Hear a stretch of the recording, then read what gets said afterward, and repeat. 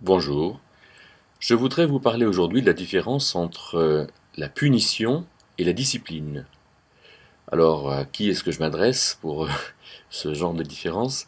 Ben, c'est un peu à tout le monde, parce que on a à discipliner les enfants, on est discipliné par les parents, on a à vivre la discipline de l'Église, on a à vivre la discipline dans notre travail, par exemple à l'égard des enfants à l'école, ou bien vivre une discipline d'entreprise. On a donc un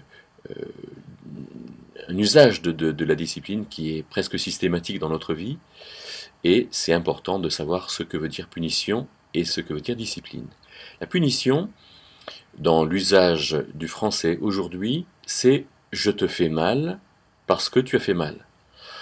Par exemple, la punition typique, c'est ce que faisaient les instituteurs et institutrices en mettant un bonnet d'âne et en disant à l'enfant, voilà, tu vas aller au coin, hein, tu vas être ridicule pendant 5 minutes et tu vas avoir un bonnet d'âne. Je te fais mal parce que tu as fait mal. Ça, c'est la punition. La discipline, c'est le fait de rendre disciple. Le disciple, c'est celui qui apprend. Et donc, discipliner quelqu'un, c'est l'élever, c'est le rendre intelligent, l'aider à comprendre, c'est l'amener à être plus instruit, plus capable de faire quelque chose. Et donc, la discipline peut faire mal, mais la discipline n'est pas la punition. Alors voilà déjà une chose très importante. Mais alors, quel est le rapport à la Bible? Eh bien, on va lire un verset en Exode au chapitre 34 et au verset 7 où nous lisons à l'égard de Dieu qu'il est, déjà au verset 6, c'est Dieu qui parle, hein, miséricordieux, faisant grâce, lent à la colère, grand en bonté et en vérité, gardant la bonté envers des milliers de générations, pardonnant l'iniquité, la transgression et le péché, qui ne tient nullement celui qui en est coupable pour innocent, et qui visite l'iniquité des pères sur les fils, et sur les fils des fils, sur la troisième et la quatrième génération. Et dans une version de la Bible qui est très répandue, qui est la version second, on lit au verset 7 que Dieu punit l'iniquité des fils et des fils sur la troisième et la quatrième génération. Alors, quand on lit dans la version second que Dieu punit, on dit, ben voilà, donc Dieu punit, donc peut-être qu'à cause des erreurs de mes parents, de mes grands-parents, de mes arrière-grands-parents, la troisième et la quatrième génération, alors je suis puni. Donc si je suis malade, je suis puni. Si je suis seul, je suis puni. Si je ne suis pas intelligent, je suis puni, etc. Et donc, qu'est-ce qu'il faut retenir de ça? L'épître de Jacques, au chapitre 1er, et versets 11, 12, 13, dit que Dieu, il ne faut pas qu'on se trompe sur Dieu, hein, que tout ce qui est bon et parfait vient d'en haut, de notre Père.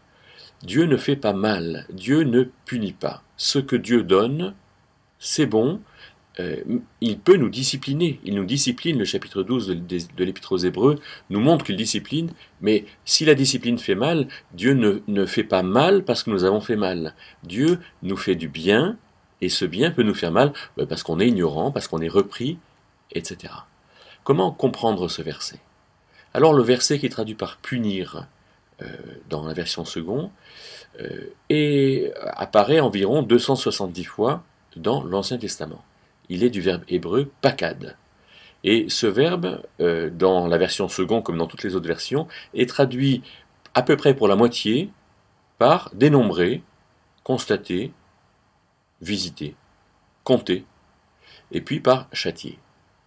Donc l'action de pakad, c'est dénombrer, c'est regarder en fait, c'est être lucide, c'est dire oui, effectivement, il y a des choses mauvaises dans ce qui est fait, je dénombre les choses mauvaises, et du coup, la discipline que j'apporte, c'est une discipline lucide, mais c'est une discipline d'amour. Je ne vais pas te faire mal. Dieu ne punit pas les pères, les fils des fils à cause du comportement du grand-père ou de l'arrière-grand-père. Dieu constate. Et pourquoi est-ce que ce constat de Dieu se limite à la troisième et à la quatrième génération? Eh bien, tout simplement, je pense, parce que ce sont les gens qui vivent en même temps.